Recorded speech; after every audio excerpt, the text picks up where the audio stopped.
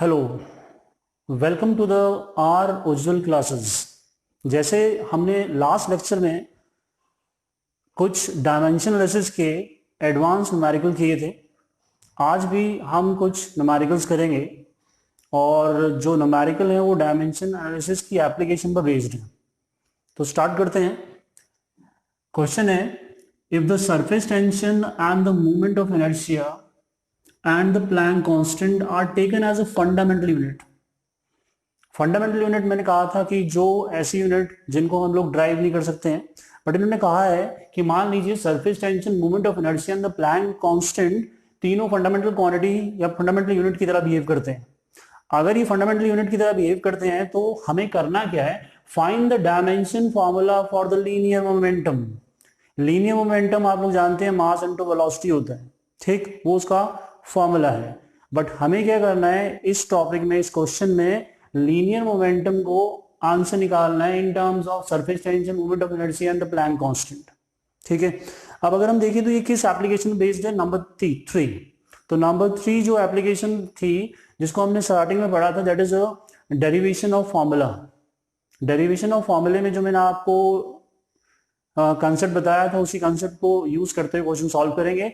तो कुछ ऐसा था कि मैंने कहा था कि जब हमें किसी का फॉर्मूला बनाना है, मतलब डायमेंशन फॉर्मूला किसी दूसरी क्वांटिटी के बिहाफ में, तब हमारे पास कैसे लिखना है उसको कि momentum is equal to the surface tension, इस पर डिपेंड कर रहा है, दूसरा मोमेंट ऑफ इनर्शिया पर डिपेंड कर रहा है, और तीसरा वो डिपेंड कर रहा है प्लैंक कांस्टेंट पे।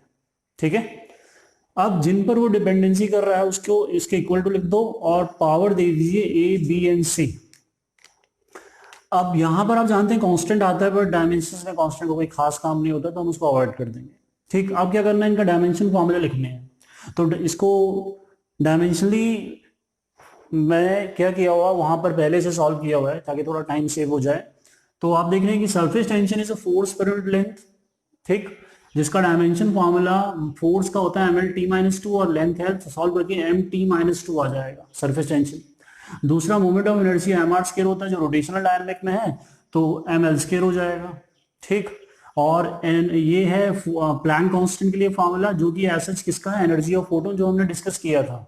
तो इसमें से h is equal to E upon nu आ जाएगा। Nu is frequency which is inverse of 1 upon time, और एनर्जी इज ml/t-2। अब इसको सॉल्व करेंगे तो ml square t-1 is the Planck constant formula. तो ये तीन डायमेंशंस भी हो गए और यहाँ क्वेश्चन में यूज करेंगे। तो मूवमेंट ये हमारे पास लिखा हुआ लीनियर मोमेंटम। तो लीनियर मोमेंटम का फॉर्मूला होता है mv स्क्वायर, ठीक, मास इनटू वेलोसिटी। तो मास इनटू वेलोसिटी होता है, तो मास और वेलोसिटी इज lt-1, उसको इस तरह से लिख दीजिए। और सरफेस टेंशन को हम यहाँ पर लिखेंगे, सरफेस टेंशन हो रहा तो mt-2 और bracket A, moment of inertia is ml square bracket B, और प्लैंक कांस्टेंट का जो डायमेंशन आ जाएगा वो ml/t-1 ब्रैकेट सी, abc। अब करना क्या है आपने इसको कि ml और t-1, m1 है, l1 है, और यहां पर m को इकट्ठा कर दीजिए तो यह आ जाएगा ma+b+c, क्योंकि यहाँ a है, यहाँ b है, यहाँ c है। दूसरा आपके पास क्या आ जाएगा, l, तो l यहाँ पर नहीं है, यहाँ पर है, तो l आ जाएगा 2b, और इससे अगर लें तो +2c, और t की वैल्यू आ जाएगी -2a और -c। ठीक है, इतना समझ आ गया।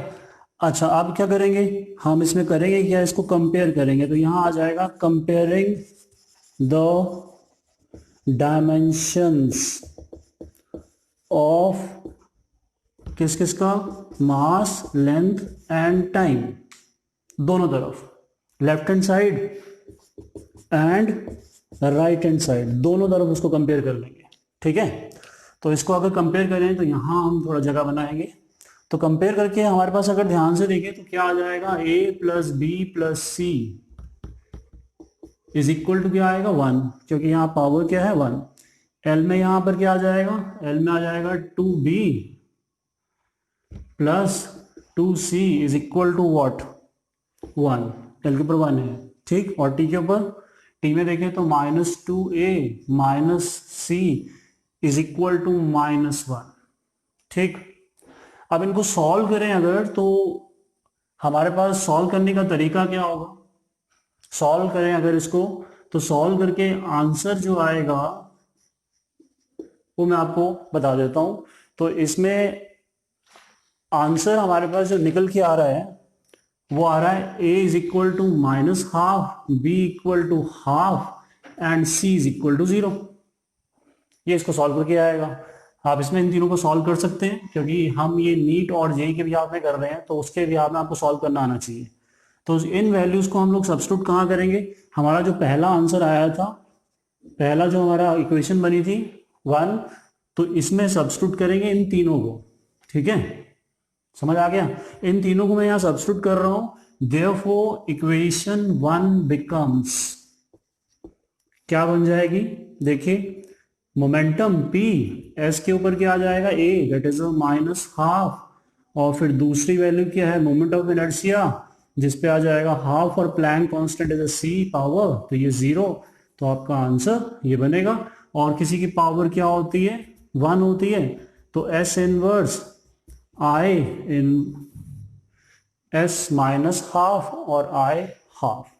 ठीक है, देखिए इसमें दूसरा क्वेश्चन है, in the following equation force F is equal to 2 alpha upon beta plus under root density, और बोला गया find the dimension of a dimension constant alpha and beta. तो इसमें अल्फा और बीटा दो डायमेंशनल कांस्टेंट है, हमें इनकी डायमेंशन निकालनी है इस इक्वेशन के बिहाफ में। तो इसमें फोर्स दिया है और डेंसिटी दिया है, दो चीजें हैं, तो इनकी डायमेंशन हमें पता होनी चाहिए।